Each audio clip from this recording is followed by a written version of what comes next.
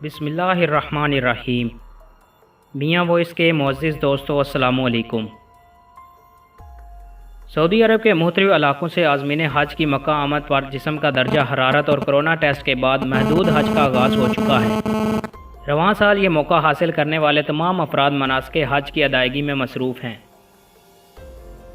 Saudi अरब ने इस साल बैरून मुल्क से आने वाले हाजियों की मक्का आमद पर मुकम्मल तौर पर पाबंदी आयद की हुई है। इस तस्वीर में आप गुज़श्ता हज के मनाज़र बाएँ जानब का मुवाजना रवां साल हज दाएँ जानब से कर सकते हैं। इस साल सिर्फ सऊदी अरब में पहले से मौजूद गैर मुल्की हाजियों को हज का फ़रीज़ा अदा करने की इजाज़त दी गई है। हर साल 20 लाख से ज़्यादा अफराद हज के मौका पर सऊदी अरब के शहर मक्का में जमा होते हैं, जिसके बाद वो मदीना जाते हैं। रवां साल सब के लिए इबादत के दौरान समाजी फासला लाज़िम है। सऊदी अरब के दीगर शहरों से आज़मीन हज की मक्का आमद के मौका पर इन अफराद के जिस्म का दर्जा हरारत और इनका कोरोना वायरस का टेस्ट किया जाएगा। तमाम आज़मीन हज के लिए मनासिक हज की अदायगी के दौरान मुंह पर मास्क पहनने को भी लाजमी करार दे दिया गया है।